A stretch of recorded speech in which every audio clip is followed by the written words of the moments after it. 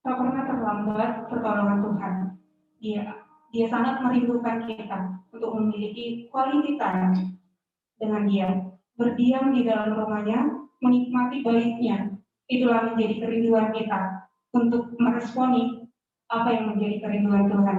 Kita nyatakan berdiam di dalam rumahnya.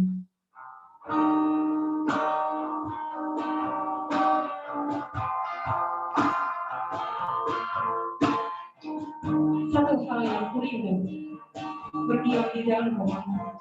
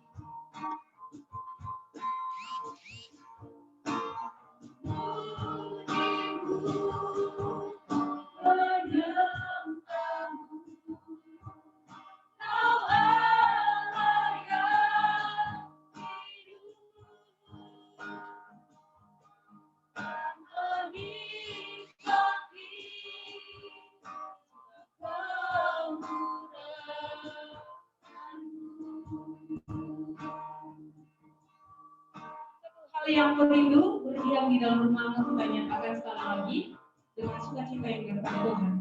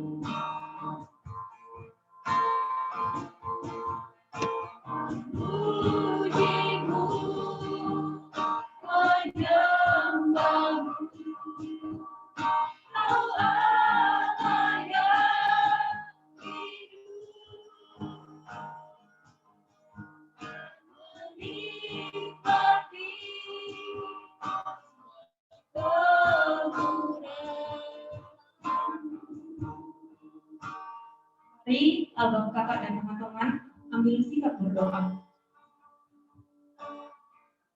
Mari mengingat perjalanan proses hidup kita. Ada begitu banyak suka, duka, dan lika-liku kehidupan yang Tuhan izinkan terjadi untuk kita mengalami secara pribadi. Namun kita harus terus menyadari dalam setiap proses itu ada campur tangan Tuhan. dalam setiap pergumulan hidup. Mari dengan keberanian dan penuh kerendahan hati, mari datang ke hadirat Allah, Bapa Sang Pencipta langit dan bumi. Dia adalah Allah pemilik kehidupan kita.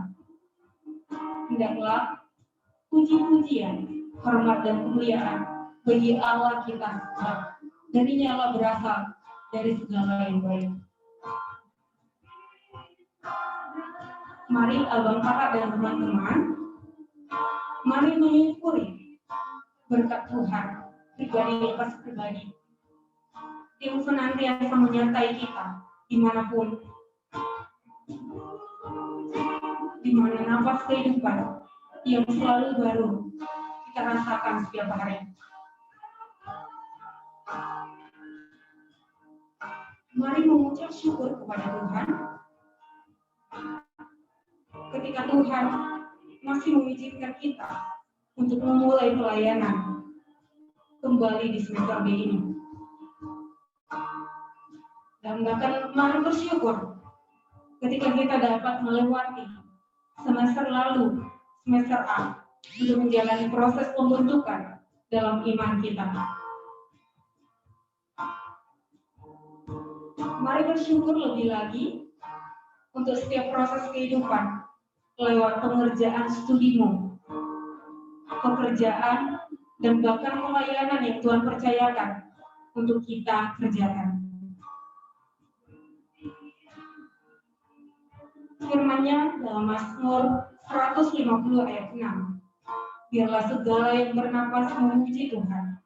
Haleluya, memuji Tuhan sedari awal merupakan tujuan adanya manusia diciptakan. Untuk itu, memuji dan menyembahlah dengan roh dan kebenaran, serta bersyukur lebih lagi kepada Tuhan kita untuk setiap kasih sayang yang masih kita rasakan hingga detik ini. Bahkan mari bersyukur untuk wadah pelayanan UKM KB UPEP yang boleh tetap menaungi kita untuk semakin bertumbuh akan pengenalan Tuhan kita, di mana lewat kelompok kecil kita semakin dekat dengannya. Mari menyadari kasih Tuhan yang menjamin hidup kita lewat pengorbanannya di atas kayu salib.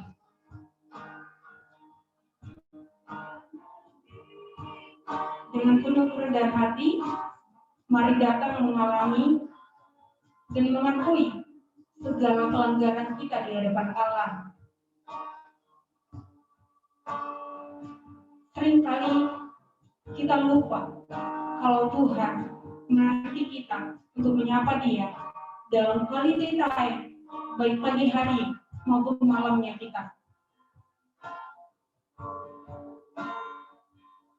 Sering sekali kita datang kepada Tuhan untuk hal-hal penting untuk Tuhan kabulkan, sehingga lupa untuk bersyukur. Kita sering sekali berseru dengan banyaknya keluhan,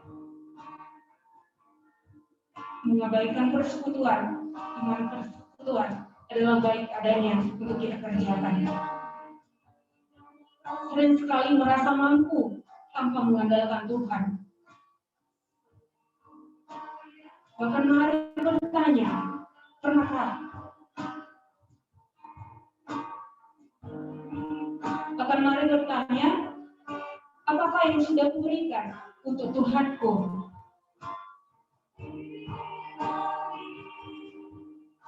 Bahkan bagimu alumni, sebagai alumni, bagaimana komitmen kita kepada Tuhan untuk memperhatikan pelayanan, dan sudahkah kita berdampak di lingkungan keluarga dan pekerjaan kita? Bagi kita PKK,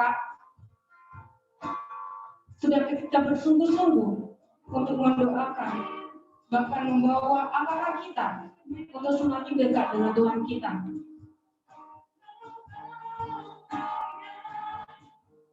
Sudahkah kita menuntun anak-anak kita untuk melewati pergumulannya hanya bersama Tuhan?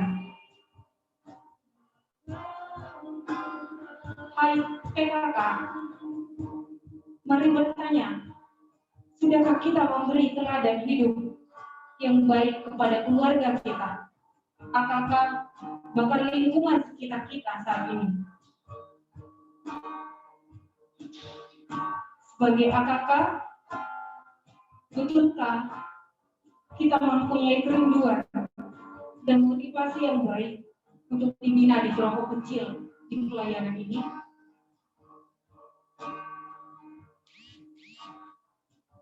Seringkali kita AKK mendukakan hati Tuhan dan mengecewakan hati PKK kita lewat pengerjaan persekutuan kita yang sering sekali terjatuh, yang sering sekali mengabaikannya. Dan mari mengakui sebagai komponen pelayanan keseluruhan, kita cenderung mendukakan hati Tuhan kita lewat kesaksian hidup yang kurang baik. Baik itu ucapanmu, baik itu pikiran kita, dan perbuatan kita yang kurang berkenan. Mari akui semua di hadapan Allah, karena kita memiliki Allah yang tidak mengingat-ingat kesalahan kita. Dan milikilah kerinduan untuk selalu berdiam di dalam nama-Mu. Kita nyatakan kembali satu hal yang kurindu, berdiam di dalam nama-Mu.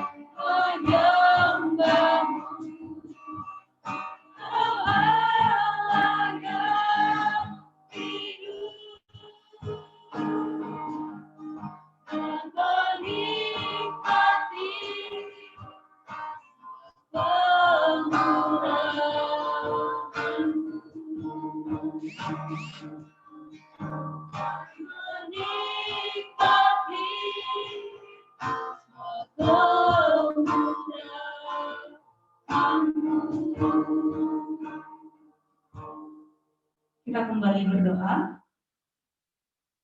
Tak jemu-jemunya kami mengucap syukur kepada-Mu ya Allah kami, karena kebaikan dan kemurahan-Mu yang selalu menyertai perjalanan kehidupan kami. Kami bersyukur Tuhan atas setiap proses yang terjadi, bahkan pembentukan dari pelayanan ini yang semakin membuat kami berubah untuk semakin menyerupai karakter-Mu. Bahkan saat ini Tuhan, kami mengaku setiap pelanggaran yang kami kerjakan di tengah-tengah dunia ini. Biarlah Tuhan, Kau yang menguduskan, Kau yang menyucikan hidup kami, supaya kembali pulih seperti yang Kau ingin. Ini hidup kami Tuhan, kami berserah, dan kami hanya berpengharapan di dalam tangan Tuhan. Kami berdoa dan mengucap syukur. Amin. Firman Tuhan sangatlah penting dalam kehidupan kita. Melalui firman Tuhan, kita diingatkan kita ditegur, dan kita mendengar janjinya atas hidup kita. Firman Tuhan dalam Ibrani 4 ayat 12 mengatakan, sebab firman Tuhan, Allah yang hidup dan kuat, yang lebih tajam daripada pedang bermata dua manapun, yang menusuk amat dalam sampai memisahkan jiwa dan roh, sendi-sendi dan sumsum, ia sanggup membedakan pertimbangan dan pikiran hati kita. Ya, kita akan diisi oleh kebenaran firman Tuhan. Sebelumnya kita bernyanyi seperti rusa yang haus, dan di akhir pujian kami persilakan untuk menjumpa halo untuk mengisi dengan kebenaran firman. Seperti rusa yang haus, rindu aliran sungaimu.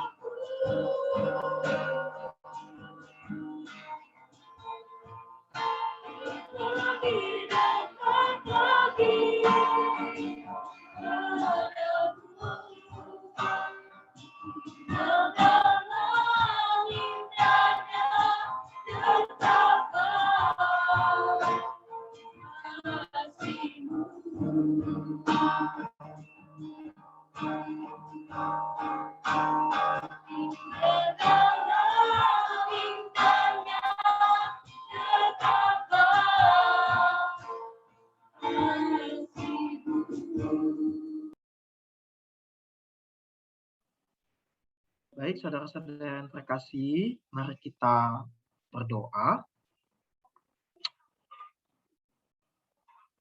Tuhan, benar seperti lagu kami bahwa seperti rusa yang haus akan aliran sungai, yang dia tidak bisa hidup. Ada rasa yang kurang, ada sesuatu yang tidak penuh di dalam dirinya. Itulah kenapa dia selalu merindukan air. Seperti tanah yang gersang, bahwa hidupnya kering, tidak bisa menghasilkan apa-apa. Sehingga dia mengharapkan ada guyuran air hujan untuk membasahi dirinya, membuatnya menjadi segar, sehingga dia bisa menumbuhkan dan membuahkan sesuatu. Tuhan, begitulah kerinduan kami. Kami mau hidup kami penuh, hidup kami puas. Kami mau hidup kami segar. Hidup kami bertumbuh dan berbuah. Kami mau pelayanan ini menghasilkan buah. Kami mau pelayanan kami sebagai pengurus, pelayanan kami sebagai PKK, pelayanan kami sebagai AKK, pelayanan kami sebagai pemerhati, pelayanan kami sebagai alumni, menghasilkan banyak buah.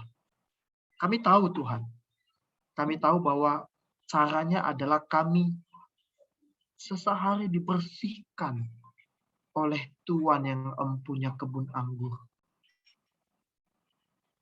Kami harus dimurnikan. Tetapi kami mengaku di hadapan Tuhan.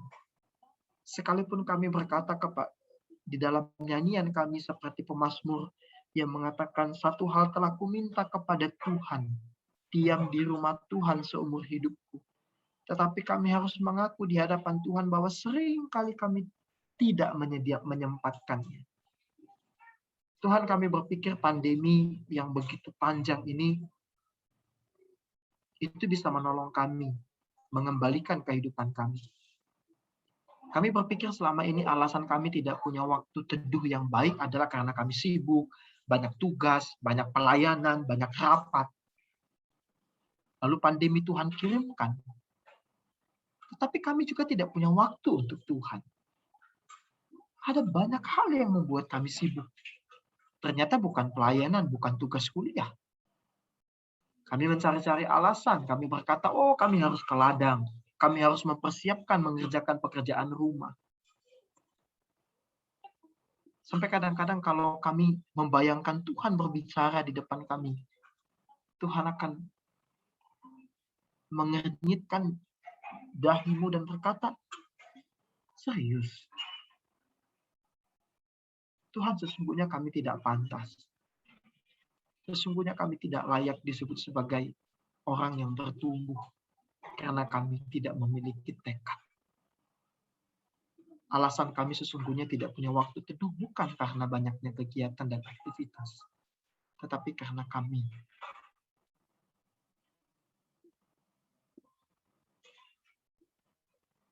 tidak mencintai Tuhan. Ampunilah kami. Ampunilah kami ya Tuhan. Ampunilah kami. Kami berpikir dengan banyak terlibat dalam pelayanan Tuhan akan disenangkan.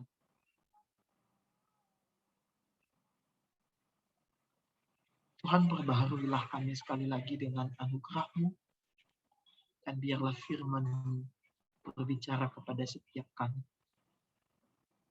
Berkatilah hamba-Mu yang tidak setia, tidak taat, tidak tekun ini. Supaya Engkau berkenan berbicara kepada setiap kami. Urapilah kami. Bersabdalah kepada kami. Baik kepada hamba-Mu yang berbicara maupun kepada kami yang mendengarkan.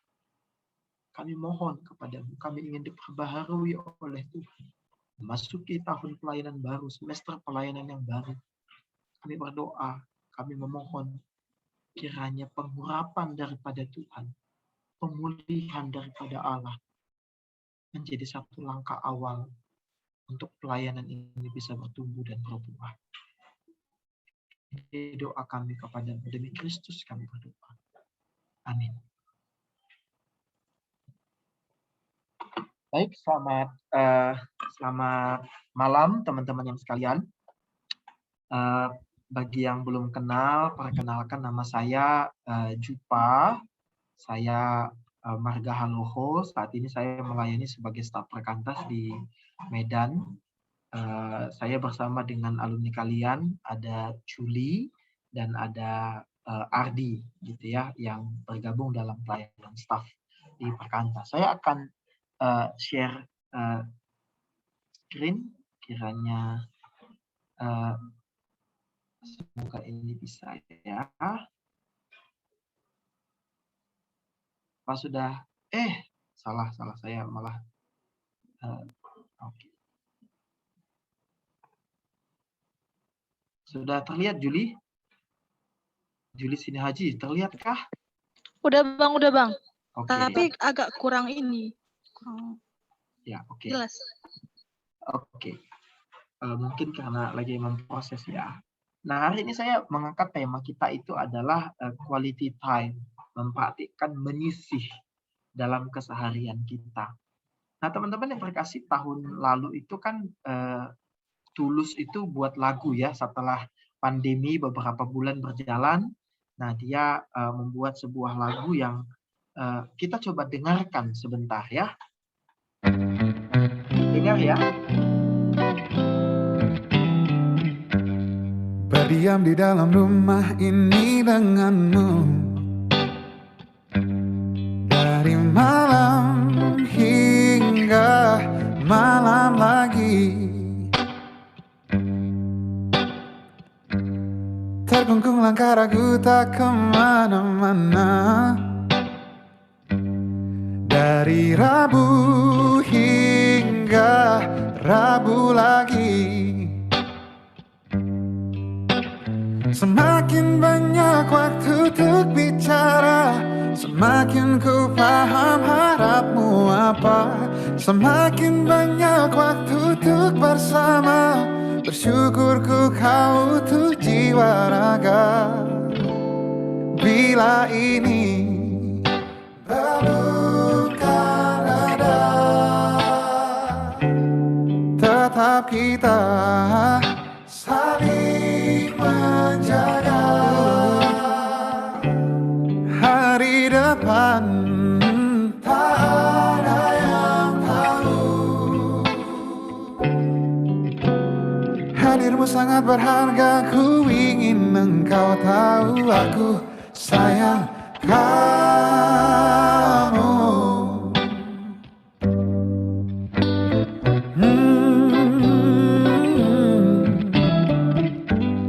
Kita di bawah atap lindungan yang sama, menunggu tenangnya langit pagi. Sadari indah kerut wajahmu yang baru, tenteram setia mengawalmu. Semakin banyak waktu bersamamu, semakin mahir ku menata rindu. Semakin banyak waktu di dekatmu, semakin ku paham apa doamu. Bila ini bukan ada, oh, tetap kita saling menjaga. Hari depan tak ada yang tahu. Oke. Nah, kalau kita lihat di dalam lagu itu, maka kita lihat bahwa ini yang menarik ya, yang diulangnya di dalam refrainnya itu, bahwa semakin banyak waktu untuk bicara, semakin ku paham harapmu apa. Semakin banyak waktu untuk bersama, bersyukurku kau utuh jiwa raga. Diulangnya lagi, semakin mahir aku menata rindu, lalu semakin ku paham apa doamu. Nah, dia mengatakan bahwa kalau ini, maksudnya kalau pandemi ini belum akan reda, tetap kita saling jaga. Hari depan tak ada yang tahu, tetapi dia ada hadirmu sangat berharga. Itu kata si Tulus di dalam bagian ini. Apa lagu ini ingin menceritakan apa? Bahwa dia ingin mengatakan bahwa semakin dekat dengan seseorang, semakin menghabiskan banyak waktu dengan orang itu, maka semakin kita mengenal siapa dia dan apa kerinduannya. Semakin kita menyadari kehadirannya dan semakin membutuhkan kehadirannya di dalam hidup kita. Jadi itu pesan daripada lagu ini.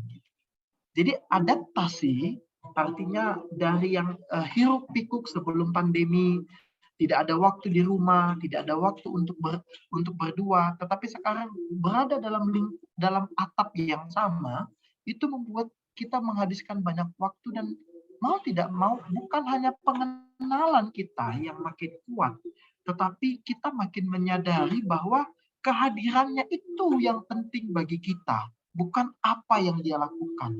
Bahkan kita membutuhkan kehadirannya di dalam hidup kita. Nah, artinya apa? Bahwa sesungguhnya ketika ada upaya yang terencana, yang serius untuk makin dekat dengan seseorang, itu akan membuat kita makin kenal siapa dia dan apa kerinduannya. Nah, Kalau kita lihat bahwa Yesus Kristus itu telah memberikan teladan berkaitan dengan bicara tentang relasi dengan Allah Bapa, Yesus itu memberikan teladan. Saya coba kutip saja dari beberapa ayat yang ada di dalam Markus. Ya, kita mulai dengan Markus pasal yang pertama, ayat yang ke-35. Ini adalah ayat yang sering sekali kita pakai ketika kita belajar di MHB bab yang kedua. Dikatakan bahwa pagi-pagi benar, waktu hari masih gelap, Yesus bangun dan pergi keluar. Yesus pergi ke tempat yang sunyi dan berdoa di sana. Tetapi Simon dan kawan-kawannya menyusul dia. Waktu menemukan mereka berkata, "Semua orang mencari engkau." Jawabnya, "Marilah kita pergi ke tempat lain, ke kota-kota yang berdekatan, supaya di sana juga aku memberitakan Injil. Karena untuk itulah aku telah datang." Lalu pergilah ia ke seluruh Galilea dan memberitakan Injil dalam rumah-rumah ibadat dan mengusir setan-setan. Lalu apa yang dilakukan Yesus ketika dia memanggil para murid? Dia berkata, Yesus dikatakan, naiklah Yesus ke atas bukit. Lalu setelah melakukan satu proses yang menyisih, mengasingkan diri dari orang banyak, ia memanggil orang-orang yang dikehendakinya dan mereka pun datang kepadanya. Ini adalah satu narasi tentang bagaimana Yesus memberitakan, Yesus memanggil para murid, dan itu diawalinya dengan menyingkir ke tempat yang sunyi, yaitu adalah bukit. Sorry ya kalau kalian mendengarkan suara azan ya, rumah kami memang di depan ini, jadi harus sabar kalian ya. Lalu coba kita lihat di dalam Markus pasal yang ke-6, ada catatan lain, Markus pasal yang ke-6. Dikatakan begini, waktu itu di Markus pasal yang ke-6, ayat yang di awal-awal itu, ayat 5-11 itu, Yesus mengutus para murid berdua-dua. Lalu Rasul itu kembali berkumpul dengan Yesus, lalu mereka menceritakan apa yang sedang mereka kerjakan dan ajarkan. Waktu mereka sedang lagi cerita-cerita, banyak lagi antusias sekali, mereka menceritakan apa yang telah mereka lakukan, apa yang mereka ajarkan. Lihat, bahwa tetapi ada yang sesuatu yang mereka tidak sadari, tetapi Yesus sadari. Yaitu apa? Bahwa karena banyak orang yang datang untuk mereka layani, mereka tidak sempat untuk beristirahat dan makan pun tidak sempat. Lalu Yesus berkata kepada mereka, "Marilah ke tempat yang sunyi, supaya kita sendirian dan beristirahatlah seketika." Ayat 32-nya, maka berangkatlah mereka untuk mengasingkan diri dengan perahu ke tempat yang sunyi. Kalau nanti kalian membaca dalam Markus pasal 6 itu, ternyata waktu Yesus naik perahu ke tempat yang sunyi itu, ternyata udah banyak orang yang berjalan mengelilingi jalan dari darat, Yesus itu naik perahu ke tempat di mana Yesus itu akan sampai. Jadi ketika Yesus sampai di kota itu, ternyata udah banyak sekali orang yang datang ke situ.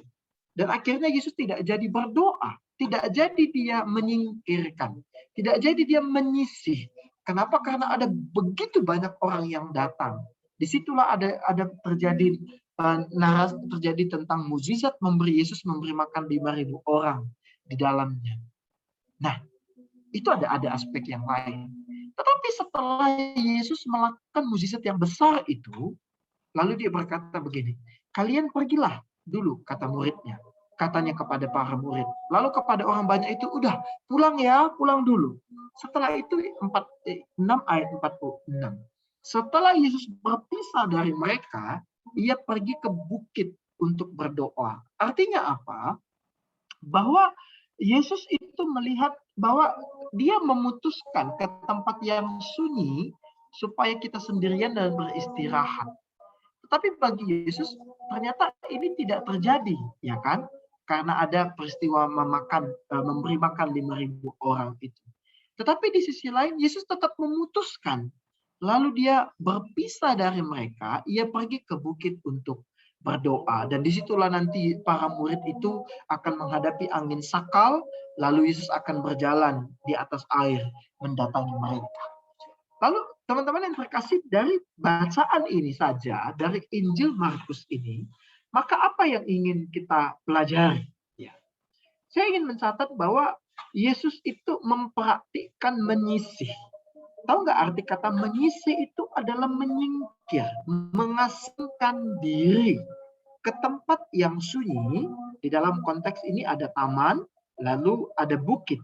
Untuk apa dilakukan di situ? Untuk berdoa. Lalu kita bertanya, mengapa Yesus melakukannya? Maka menyisih itu adalah satu aspek penting dari kehidupan Yesus.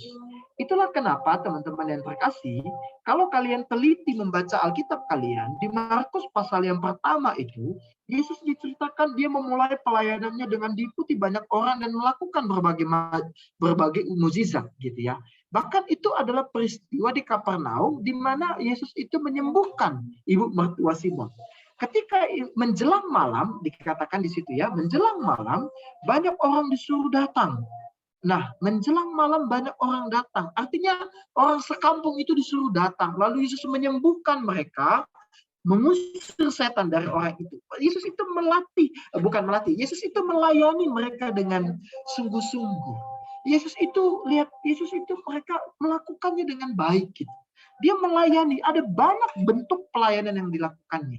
Tetapi ketika itu orang berkata, dikatakan di ayat 3 yang tadi kita baca, di ayat yang ke-38 itu, banyak orang lalu dia menyusul. Ketika para murid menyusul Yesus, mereka berkata semua orang mencari engkau. Artinya apa? Semua orang itu mengharapkan engkau tetap ada di tempat ini. Tetapi lihat, penulis Injil Markus ingin menempatkan Yesus yang berdoa ini di awal-awal pelayanannya. Ingin menekankan apa? Ingin menekankan bahwa Yesus itu memiliki satu aspek penting di dalam kehidupannya, yaitu adalah aspek yang menyisih, menyingkirkan diri. Dan itulah nanti akan terus dilanjutkannya sampai nanti diakhirinya dengan doa di Taman Getsemani di pasal yang ke-14. Jadi penulis Injil Markus ini ingin menekankan bahwa menyisih itu adalah satu aspek yang tidak bisa dilepaskan daripada kehidupan Yesus dan pelayanannya. Menyingkir. Tentu ngapain? Maka ketika kita di situ, ada catatan di situ dikatakan dia berdoa. Ketika nanti dia di Taman Getsemani juga dia berdoa. Ketika di atas bukit juga dia berdoa. Artinya apa? Dia membangun relasinya dengan Bapa di surga. Nah, mengapa? Karena bagi Yesus sendiri menyadari bahwa proses menyisih itu adalah proses untuk mendapatkan kekuatan dan dikuatkan bagi Tuhan. Ini adalah ritme untuk menjaga keseimbangan antar hidup. Teman-teman yang terkasih, nanti coba perhatikan sekali lagi di Markus pasal 6 itu, ayat yang tadi kita baca itu 30 sampai 45 lalu 46. Dikatakan bahwa Yesus itu menyingkir. Dia menyingkir. Tetapi dia menyadari bahwa pada saat dia menyingkir itu, memang dia membutuhkan mengasingkan diri supaya beristirahat. Supaya menolong para muridnya beristirahat dan bisa makan. Dan supaya bagi Yesus, dia lagi sedih. Kenapa? Karena Yohanes Pembaptis baru dibunuh saja pada waktu itu. Tetapi teman-teman yang terkasih, ketika ada banyak orang, lalu di pasal yang ke-30 ayat pasal 6 ayat 34 dikatakan, lalu Yesus melihat orang banyak itu seperti domba tak bergembala. Kemudian mulailah ia mengajar. Setelah dia selesai mengajar, para muridnya bilang, Yesus, Guru, suruhlah mereka pulang. Ini hari sudah malam. Lalu Yesus bilang apa? Enggak, kalian yang kasih dia makan, katanya begitu. Ini menunjukkan ada satu ritme keseimbangan. Yesus tahu di mana dia harus mengajar, di mana dia harus mengasingkan kebutuhan dasarnya, walau itu nanti akan dipenuhinya di ayat 46. Tetapi artinya apa? Yesus menyadari bahwa dia memiliki kekuatan dan dia dikuatkan dalam pelayanan ini, memiliki kehidupan yang seimbang. Itu ketika dia membangun relasi yang baik dengan Allah. Kedekatan relasinya dengan Tuhan itu membuat Yesus itu tahu kapan dia harus mengajar, kapan dia harus beristirahat, kapan dia harus memilih para murid, kapan dia harus menyelesaikan dan menuntaskan misinya. Jadi relasi yang dibangunnya dengan Yesus, dengan Bapa, dengan cara menyisih itu menciptakan ritme dalam kehidupan Yesus. Aspek yang kedua yang saya ingin tunjukkan bagi kita adalah bahwa Yesus menunjukkan keaktifan menyisih ke tempat yang sunyi. Apa artinya? Teman-teman yang terkasih, kalau kita baca tadi, seperti yang tadi saya ceritakan tadi, di tengah-tengah banyaknya orang, di tengah-tengah keletihannya, di tengah-tengah banyaknya pelayanan yang dilakukannya di malam hari itu, pagi hari ketika hari sudah masih gelap, apa dikatakan? Ia bangun, lalu berdiri, dan pergi ke tempat yang sunyi. Artinya apa? Yesus tahu bahwa dia punya tugas lain. Dia punya aspek penting lain di dalam hidupnya, yaitu adalah berelasi dengan Allah Bapa di surga. Dan dia tidak dipengaruhi oleh keadaan untuk melakukannya. Teman-teman yang terkasih, dia tidak mengatakan, udah deh lagi capek gitu ya. Aduh, lagi capek banget. Lagi pegel. 5 menit lagi lah tidur. Gitu. Dia nggak mengatakan itu. Tetapi dia menunjukkan keaktifannya. Artinya apa? Dia memiliki satu tekad yang kuat, tekad yang bulat di dalamnya. Mengapa? Karena Yesus menjadikan menyisih itu sebagai prioritas di dalam hidupnya. Teman-teman yang terkasih, waktu kita memimpin kelompok atau waktu kita mempelajari ini di bab 2, sering sekali kita diajarkan apa? Mengapa Yesus melakukannya pagi hari? Sekalipun sekali lagi, catatan Alkitab tidak selalu menunjukkan itu di pagi hari. Tetapi catatan Alkitab menunjukkan bahwa Yesus memiliki kehidupan menyisih. Tetapi sering sekali kita mencoba merasionalisasikan bahwa pagi hari itu adalah waktu yang tepat. Di mana kita itu adalah satu kita dengan Allah sebagai ekspresi. Kita bergantung kepada Tuhan bahwa kita tidak akan bisa efektif hari ini. Kita tidak akan bisa menang terhadap dosa hari ini kalau kita tidak memulainya dengan doa. Itu adalah rasionalisasi yang kita lakukan dan itu benar gitu. Tetapi hari ini saya tidak ingin mengatakan bahwa itu bukan soal pagi, teman-teman. Itu bukan soal pagi, mau kapanpun itu bisa kau lakukan, tetapi itu harus dimulai dengan tekadmu. Teman-teman yang terkasih, saya punya waktu. Saya setiap sore itu ada waktu jam 4 sore, doa pribadi. Jam pukul 3.55, alarmku sudah bunyi. Itu artinya apa? Itu artinya adalah sama seperti kalian memilih saat teduh pagi-pagi. Sama seperti kalian memilih kontak doa atau range doa itu jam 10 malam. Apapun yang kalian lakukan harus berhenti. Benar ya? Lalu beribadah kepada Allah. Tetapi teman-teman, saya mau mengaku bahwa nggak mudah untuk melakukannya. Ada banyak hal yang bisa kita lakukan. Ada banyak hal yang bisa mempengaruhi keadaan. Jam 4 aku masih kadang-kadang aku masih punya waktu, masih rapat. Aku masih mengatur rapat waktu. Jam 3 kita rapat ya. Padahal aku tahu jam 4 itu adalah waktu. Tetapi aku juga kalah. Aku excuse. Aku memberikan alasan yang rasional terhadap keadaan itu. Toh aku rapat, bukankah aku sedang melakukan pelayanan Tuhan? Aku di situ sedang menulis, mempersiapkan khotbah. Lagi buat bahan PA. Lalu aku mengatakan, ini juga mulia. Mulia, teman-teman. Tetapi sekali lagi, aku sedang tidak meneladani Kristus yang tidak dipengaruhi oleh keadaan. Untuk benar-benar tahu. Stop. Stop from your activity. Dan stop dari pikiranmu yang liar. Stop dari jari-jarimu membuka Instagram, TikTok, dan lain sebagainya.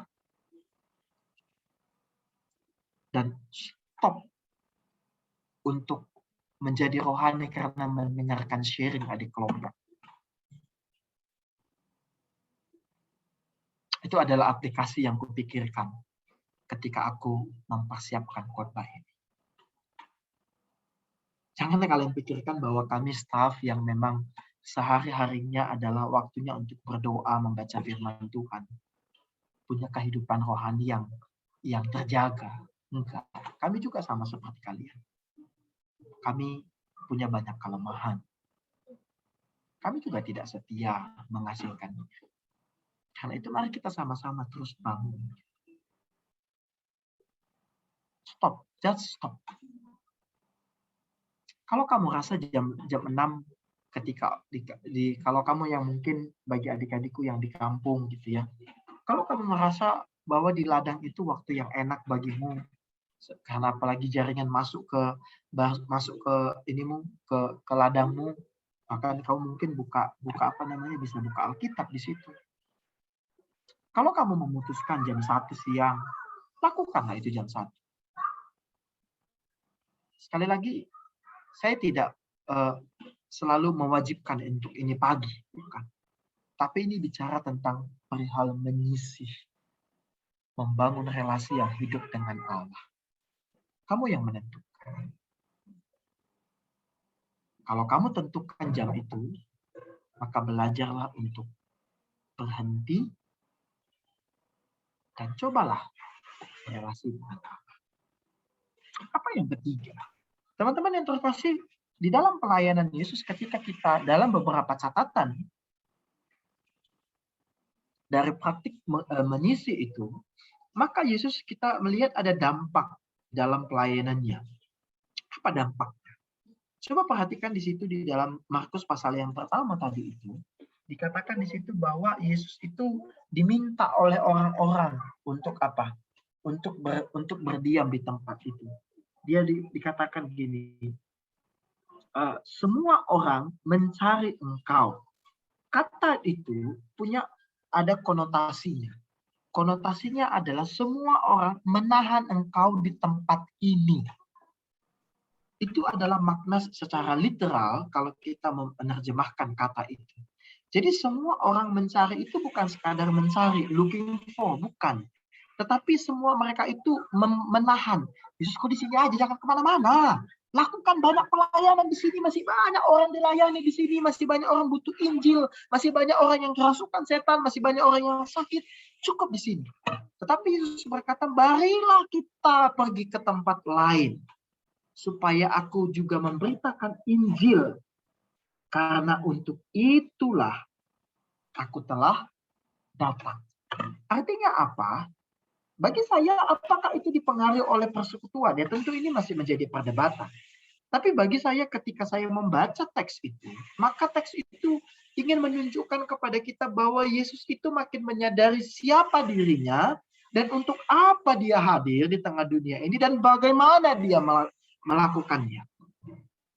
Maka teman-teman yang terkasih, relasimu yang hidup dengan Allah akan menyadarkan siapa engkau pada saat ini.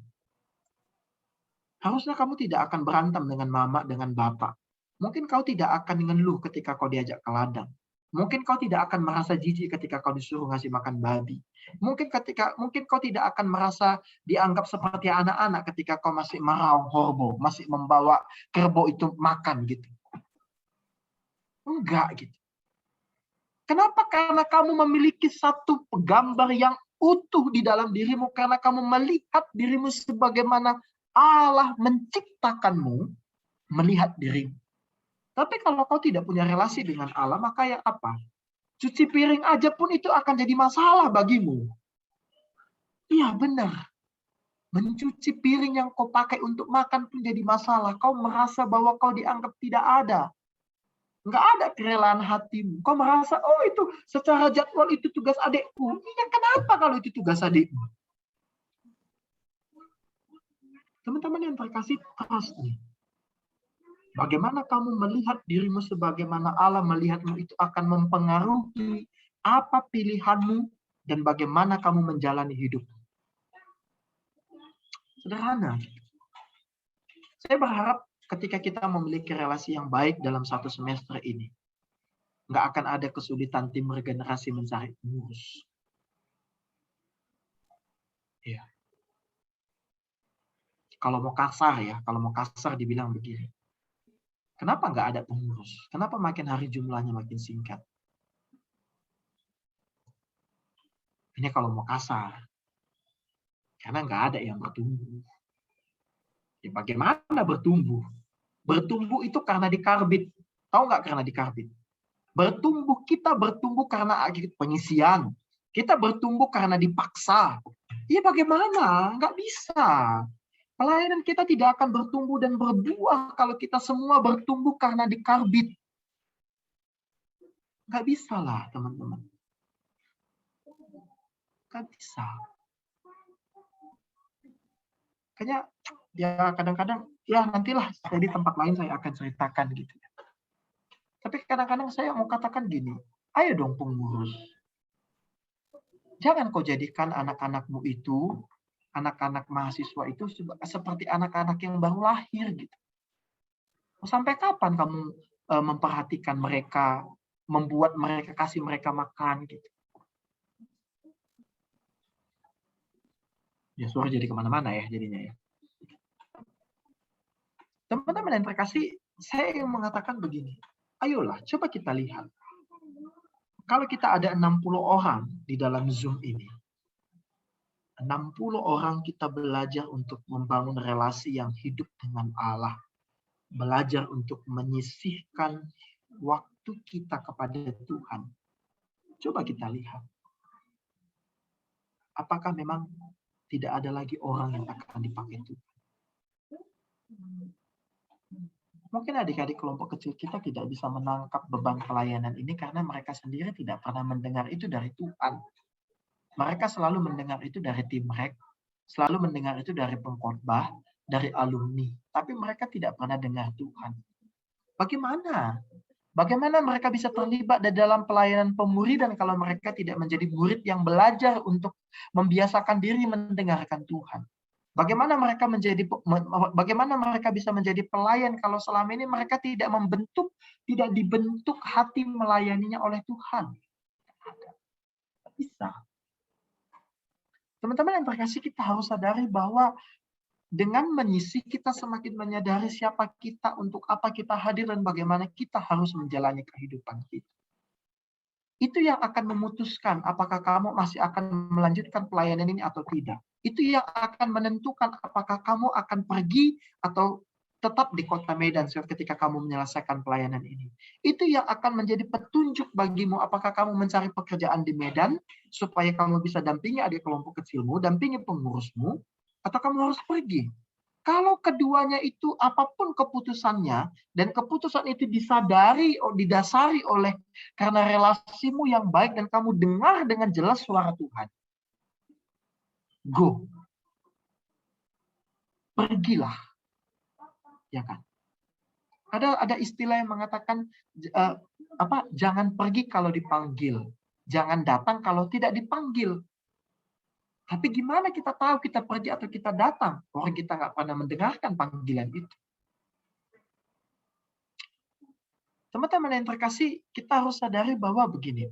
Ada satu katakan bahwa Eugene H. Peterson, dia bilang begini, bahwa doa, saya bukan kata doa saja ya, walaupun nanti menyisi ini bukan hanya perihal tentang doa, tetapi doa itu adalah alat. Tetapi kita harus mengklarifikasi bahwa doa bukanlah alat untuk mendapatkan atau untuk melakukan, tetapi untuk menjadi dan seperti, becoming and being. Artinya apa? Dia mengatakan begini, teman-teman coba kita pikirkan. Apanya relasi kita dengan Allah? Apakah relasi kita itu hanya relasi bisnis? Yang kita datang kayak seperti kata kakak MC tadi, kita datang ketika kita memohonkan ada hal-hal penting dalam hidup ini yang kita butuh petunjuk Tuhan. Atau kita membangun relasi seperti God and Son. Seperti Allah dan anak. Seperti Bapa dan anak. Yang kita makin saling kenal ketika kita bersama. Karena itu kita membutuhkan tekad. Jadi kita harus beradaptasi dengan kehidupan dengan Allah. Gitu. Teman-teman, mengisi itu adalah tekad yang harus kita miliki. Dia bukan sekadar kewajiban, melainkan keharusan. Mengisi itu adalah tekad orang-orang yang mau hidup serupa dengan Tuhan. Yang tadi, to being, for being and becoming like Jesus. Jadi, mengisi, menyediakan waktu bergaul dengan Allah. Untuk kita memiliki satu kesatuan yang karib dengan Tuhan. Sama seperti lagu yang Tulus tadi itu. Beradaptasi. Kita perlu membiasakan, teman-teman. Perlu membiasakan supaya kerinduan Tuhan, doa Tuhan, itu masuk. Dan kita bisa menyesuaikan diri. Jadi kita perlu mengisi. Kita perlu mengisi dari mana? Yang tadi saya katakan. Kita perlu mengisi dari kebisingan pikiran. Kita perlu mengisi dari padatnya aktivitas. Kita perlu mengisi dari banyaknya tuntutan. Kita perlu mengisi dari banyaknya hal yang kita lakukan.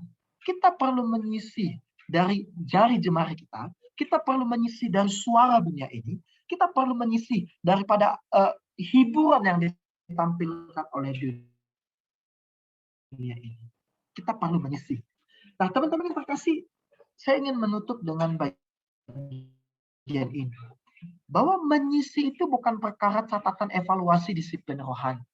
Mengisi itu bukan perkara kau punya catatan 7/7, bukan. Tetapi mengisi itu perihal hasratmu menjadi serupa dengan Tuhan. Mengisi itu bukan demi PK kamu, bukan demi pengurus, bukan demi buku evaluasi dan laporan perjalanan kelompok kecilmu. Tetapi mengisi itu demi pembaruanmu menjadi serupa dengan Tuhan. Itu jauh lebih penting, jauh lebih utama daripada catatan untuk evaluasi. Kalau kamu melakukannya hanya untuk sekadar evaluasi, kau dekat dengan Tuhan, itu nggak jadi ukuranmu. Yang ukuranmu adalah aku lakukan 7/7. Tetapi kalau kau melakukan itu sebagai pembaruan dirimu, maka kamu akan bisa melihat apakah hari ini kamu bisa mengontrol kemarahanmu. Apakah hari ini kamu bisa mengontrol pikiranmu. Apakah hari ini kamu bisa mengendalikan nafsumu. Apakah hari ini kau bisa mengendalikan penggunaan paketmu. Apakah hari ini kamu bisa mengendalikan waktumu untuk nonton drakor. Itu yang penting. Ketimbang catatan 7/7. Saya nggak tahu bagaimana, apakah masih dilakukan gitu ya. Dulu 2012 saya mimpin kelompok di apa yang masih sama kalian dulu, satu secret, FIS ya, FIS. Masih ada begitu panjang banget gitu. Dan kalau kita nggak ngerjakan itu, kombin akan datang kepada kita dan kita didudukkan sebagai terdakwa sementara mereka sebagai hakim. Gitu. Nggak begitu. Coba, yuk, mari kita ubah. Kita ubah persepsi kita. Kita ubah perspektif kita. Mari kita menyediakan waktu untuk bergaul dengan Allah itu bukan karena kewajiban. Tetapi karena Allah sendiri. Teman-teman yang terkasih, saya ingin menampilkan ini. Coba pikirkan. Yang mana kendalamu? Apakah yang di atas, yang biru ini adalah yang terlihat? Atau yang di bawah, yang tidak terlihat? Apa yang membuatmu sulit untuk menyisih? Apa yang membuatmu sulit untuk membangun relasi dengan Allah? Apakah karena kamu sibuk, tidak ada waktu?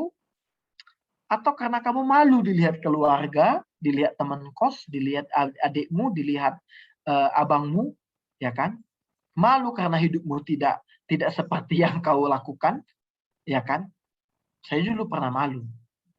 Atau karena kau merasa tidak ada tempat, nggak ada tempat bagiku. Atau kau karena nggak tahu bagaimana membangunnya. Semua ini bisa kau bantu secara lahiriah. Nggak ada waktu, coba cari waktu, pasti ada jawabannya. Malu dilihat keluarga, masa ngapain malu kalau itu adalah hal yang baik. Tidak ada tempat, di kamar mandi ada, di ladang ada, di mana lagi ya, ada waktunya. Tidak tahu, bisa kau pelajari di kelompok kecil. Tapi coba pertimbangkan, apakah bagian yang tidak terlihat ini yang menjadi kendala utama? Apa itu? Kamu tidak ada hasrat untuk menjadi serupa dengan Kristus.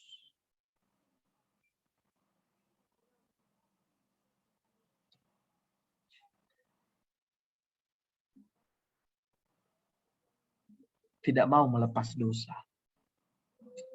Teman-teman, di awal-awal saya lahir baru, saya tidak mau beribadah kepada Tuhan secara pribadi. Kenapa? Karena dua hal ini. Karena aku nggak mau. Aku tidak mau melepaskan kenikmatan dosa.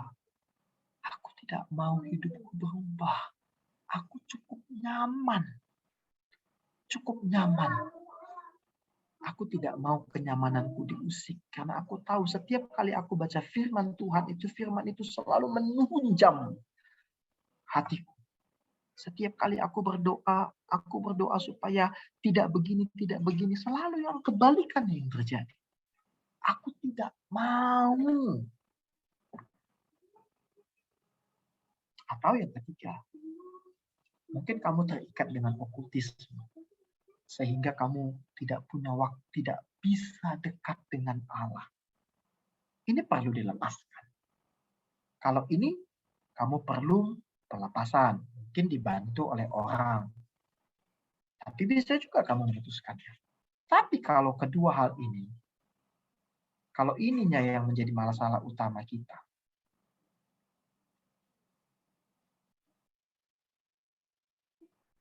I'm sorry for saying this. Tinggalkan ajalah pelayanan ini.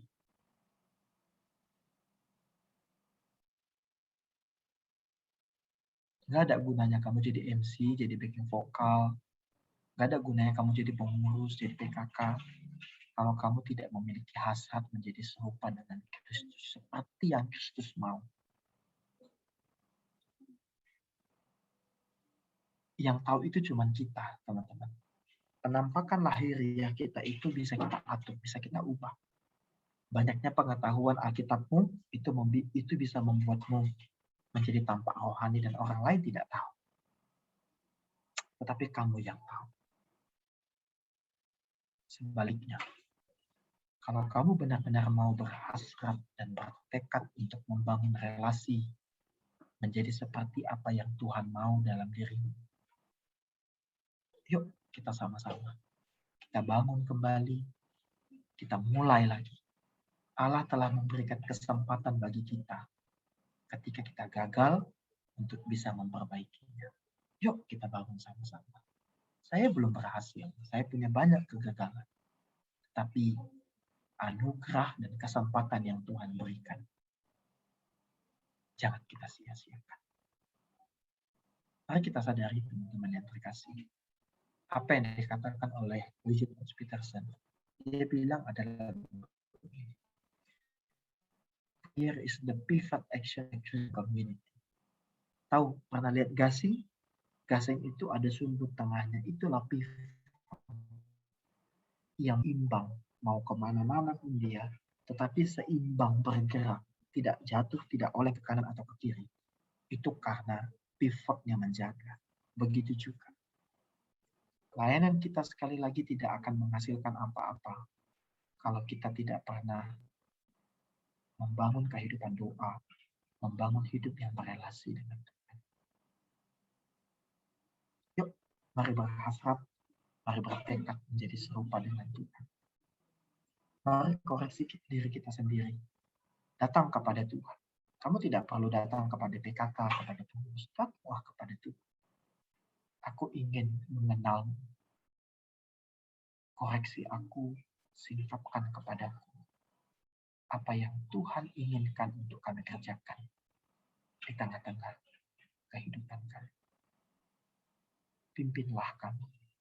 Biarlah firman-Mu diam dan menetap di dalam hidup kami dan mengubah kami. Dalam Yesus kami berdoa. Dan kami akan memanfaatkan kesempatan yang Tuhan berikan untuk kami berelasi kembali dengan Tuhan. Tolonglah kami ya Allah Roh Kudus, kuatkan dan teguhkanlah kami. Demi Kristus Tuhan kami berdoa. Amin. Saya kembalikan kepada MC.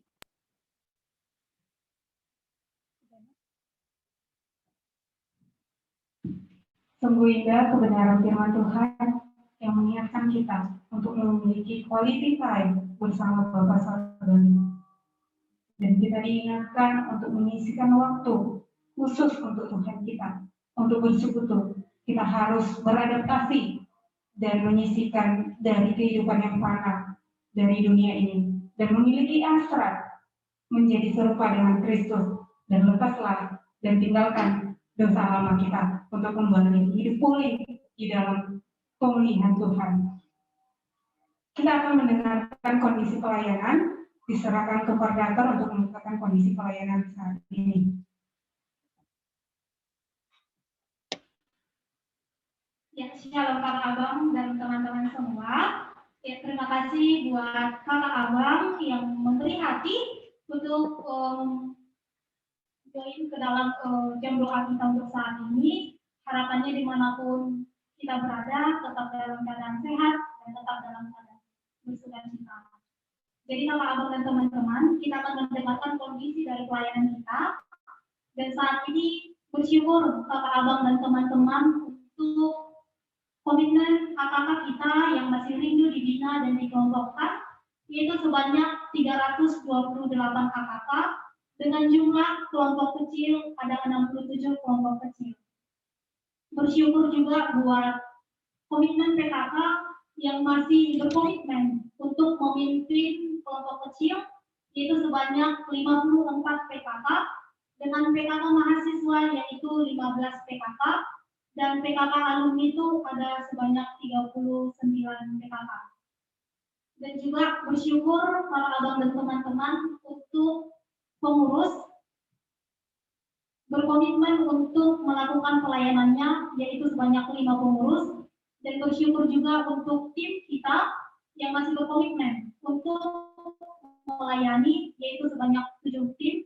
Dan juga bersyukur buat ormawa yang kita utus dari pelayanan kita, kakak abang dan teman-teman, yaitu sebanyak 2 ormawa yang masih berkomitmen juga untuk melayani untuk semester ini.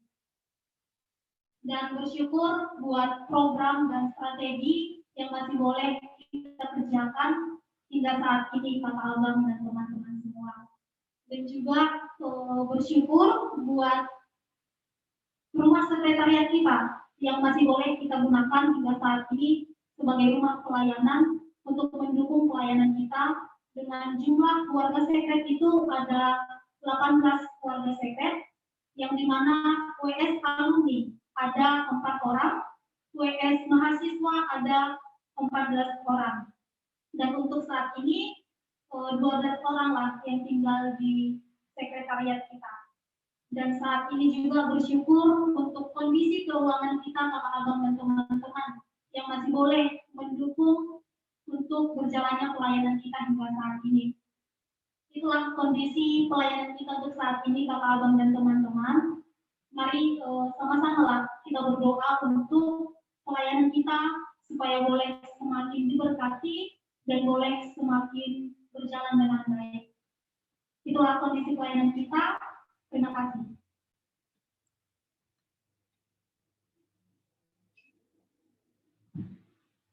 Iya, kita sudah mendengarkan kondisi pelayanan dan kita percaya semua seizinnya Tuhan untuk kita semakin diproses dalam pembentukan Tuhan. Kita percaya juga di dalam Tuhan, di dalam sebuah doa kita akan menemukan kekuatan, pengharapan, dan juga semangat baru dalam memulai pelayanan ini. Sebab kita mengetahui doa adalah nafas bagi kehidupan kita orang percaya. Mari serukan dan kita akan berjam doa Sebelumnya kita bernyanyi, mampirlah dengar doaku, Yesus penebus.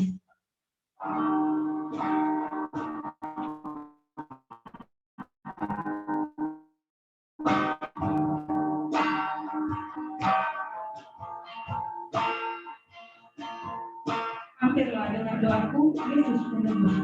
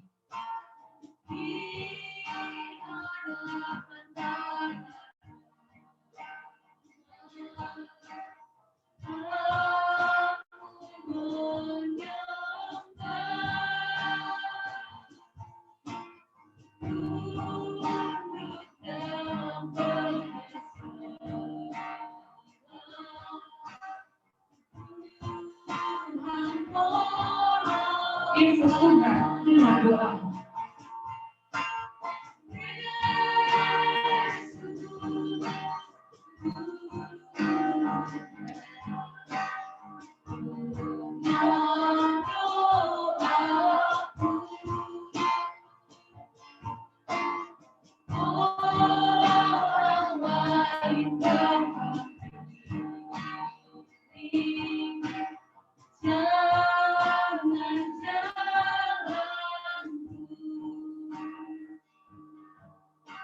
Mari ya Bang Kakak dan teman-teman semua ambil sikap kenyaman kita, posisi berdoa.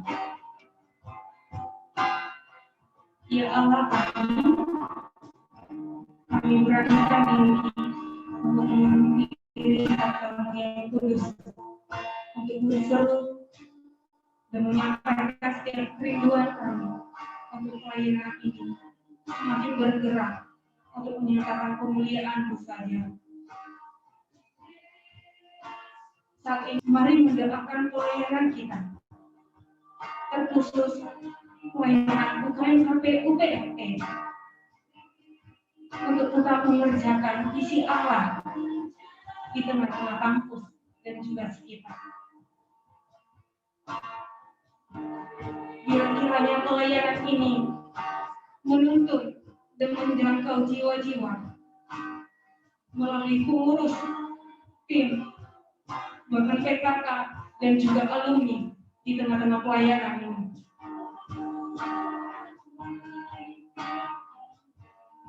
Mari saat ini mendoakan 5 pengurus dan juga 7 tim yang tetap setia dan yang telah memberi hati dan dirinya untuk melayani Tuhan, supaya kiranya mereka dimampukan untuk memotori pelayanan ini, supaya Tuhan yang memberi hikmat dan kebijaksanaan di dalam mengerjakan pelayanan dan juga studinya. Mari mendoakan para pemimpin kelompok kecil supaya tetap berkomitmen untuk memimpin kakak-kakaknya, supaya melalui peran kita PKK akan semakin bertumbuh, dan kiranya para PKK dimampukan untuk menggembalakan AKK dan meneladani teladan dan karakter dan cara hidupnya Tuhan kita. Mari mendoakan anak-anak kita untuk tetap rindu dibina, meskipun keadaan sedang sulit saat pandemi sekarang ini. Biar kiranya mereka tidak memberi alasan-alasan untuk tidak kelompok. Biar mereka dikelompokkan dan menangkap visi Allah untuk nantinya dapat meneruskan pelayanan dimanapun AKK berada. Mari saat ini mendoakan untuk alumni kita dimanapun mereka berada, supaya kiranya Tuhan yang menyertai pekerjaan, pelayanan, dan tetap menghidupi visi Allah yang menjadi panggilan mereka. Mari berdoa supaya mereka tetap memberi hati untuk memperhatikan pelayanan kita lewat pikiran, waktu, dan juga materi mereka. Saat ini mari juga berdoa untuk rombongan sekretariat kita.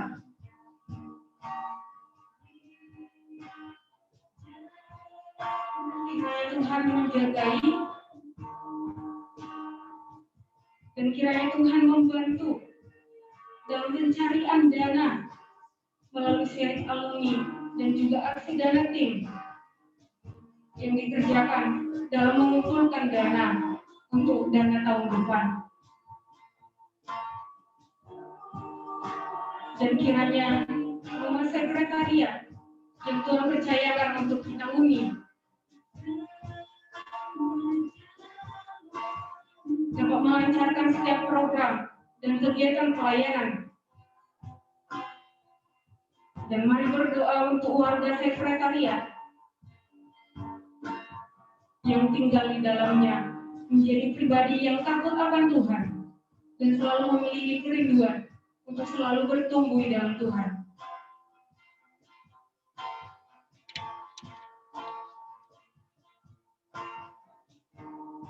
Mari saat ini juga berdoa untuk program yang telah disusun supaya komponen pelayanan terbeban dan mendoakan selalu maupun mengambil peran di dalamnya untuk menggenapi panggilan dan kerinduannya Tuhan.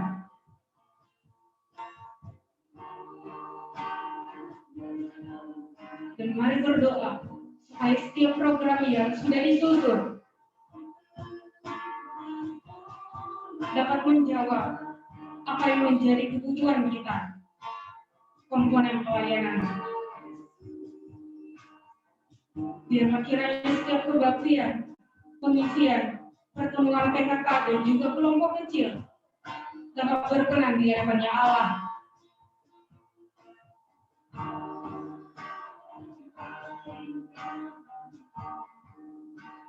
Maka mari berdoa juga untuk kondisi pandemi COVID-19 saat ini. Kiranya bangsa dan negara kita bersatu teguh untuk menyerahkan bahwa semua dikendalikan oleh Tuhan kita. Ada maksud baik yang boleh kita peroleh. Ada hikmat dari semua hal yang kita alami. Dan kiranya untuk pandemi ini segera pulih dan perekonomian kembali membaik.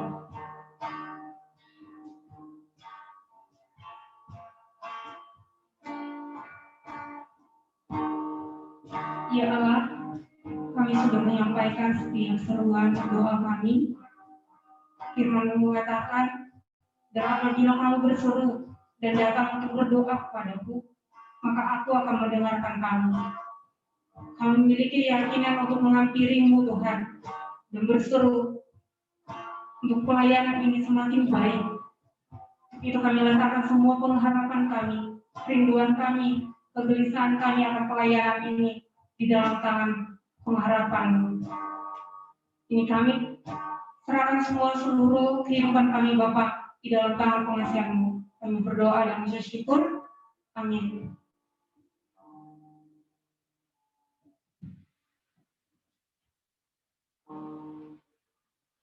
Dalam mengarungi kehidupan di dunia ini, tidak selamanya keadaan itu terjadi sesuai dengan kehendak kita atau ekspektasi kita manusia. Seberat apapun kehidupan yang kita tempuh, sulitnya kehidupan yang membuat kita sering terjatuh dan tidak mengenal Tuhan. Untuk itu janganlah pernah berubah untuk kesetiaan kita kepada Tuhan, sebab hanya Yesuslah jawaban hidup kita. Mari menyatakan komitmen di hadapan Allah untuk selalu berrelasi dengan Tuhan, karena di dalam Tuhan kita menemukan jawaban, di dalam Tuhan kita menemukan pengharapan. Kalau aku cari damai, hanya aku dapat dalam Yesus. Dan di akhir lagu pujian kami serahkan berjumpa untuk menutup dalam doa.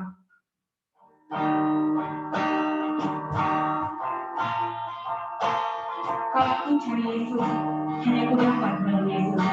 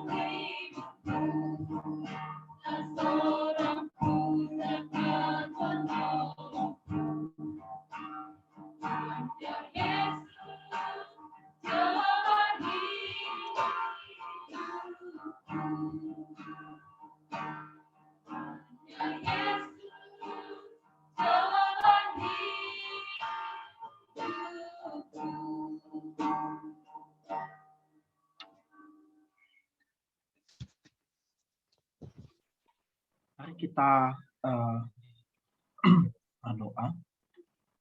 Tuhan, kami di akhir persekutuan doa kami berdoa kiranya apa yang kami naikkan kepada Tuhan, Tuhan mendengarkan dan Tuhan bermurah hati untuk menjawabnya. Kami berdoa kepadamu, kiranya Engkau ya Tuhan yang memberi hikmat dan pengertian kepada para pengurus, kepada para PKK, kepada para AKK, untuk terus bisa menjalankan pelayanan ini. Dan kiranya berita Injil semakin disebarluaskan dan banyak orang yang bertobat dan mau mengikut jalan Tuhan. Kami juga berdoa biarlah sepanjang satu semester ini Tuhan berhikmat kepada para pengurus untuk bisa mengelola pelayanan sehingga semakin banyak mahasiswa yang bisa bergabung di dalam persekutuan ini, bersekutu bersama di dalam menapaki jalan kemuridan ini. Kami berdoa kiranya Tuhan mendengarkan doa kami. Terima kasih untuk firman-Mu, terima kasih untuk persekutuan ini. Kiranya Tuhanlah yang mendengarkan doa kami. Dan kami akan mengakhiri ini dengan sama-sama mengucapkan doa Bapa kami. Bapa kami yang di surga, dikuduskanlah nama-Mu. Datanglah kerajaan-Mu, jadilah kehendak-Mu di bumi seperti di surga. Berikanlah kami pada hari ini makanan kami yang secukupnya. Dan ampunilah kami akan kesalahan kami, seperti kami juga mengampuni orang yang bersalah kepada kami. Dan janganlah membawa kami ke dalam pencobaan, tapi lepaskanlah kami daripada yang jahat. Karena Engkaulah yang mempunyai kerajaan dan kuasa dan kemuliaan sampai selama-lamanya. Amin. Amin. Selamat malam. Tuhan memberkati.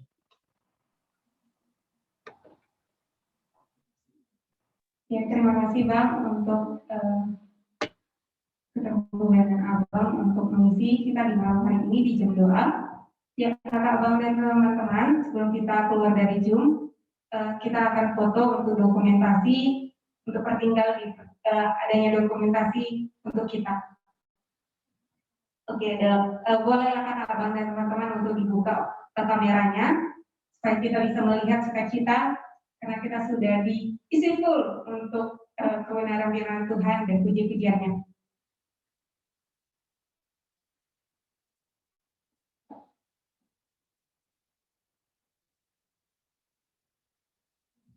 Iya, masih ada yang belum membuka kameranya, masih diharapkan untuk membuka ya kakak Abang dan teman-teman.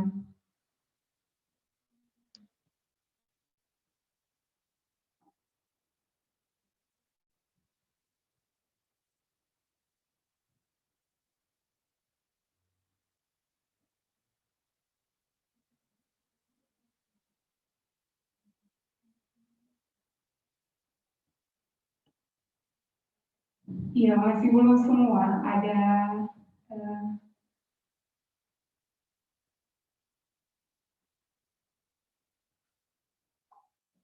Gusti Pasaribu, Kak Ariyanti, Kak Ika, Ivana, Koden, Kas Maria, Lola, Mona Lisa, Mikael, Nurhatun.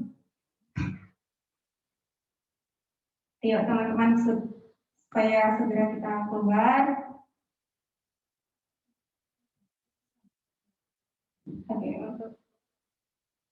Oke, untuk operator, untuk slide pertama, tunjukkan senyum terbaiknya.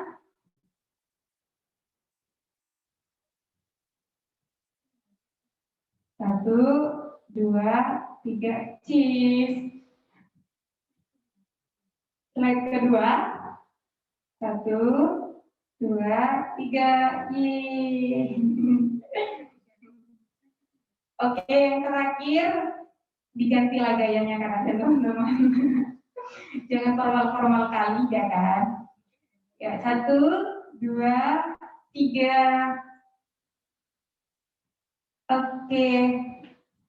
Oke, terima kasih kakak abang dan teman-teman ketika kita berbeban untuk menggumulkan kondisi pelayanan kita. Dan kami mengharapkan untuk kita yang sudah join jam doa ini, mari mengingatkan AHK, KTB, dan juga PKK kita untuk sama-sama boleh bergabung kembali untuk jam doa, untuk pertemuan pemaparan program dan strategi, dan juga pertemuan PKK 1 kita di hari Minggu di jam 1 siang. Besok ya kakak abang dan teman-teman, jangan sampai kita yang sudah join di jam doa, kita nggak join di pertemuan besok. Dan juga jangan lupa untuk mengisi absen kita juga. Oke, selamat bermalam minggu, dan kembalilah untuk bermalam-malam ria bersama Tuhan kita. Yes, shalom.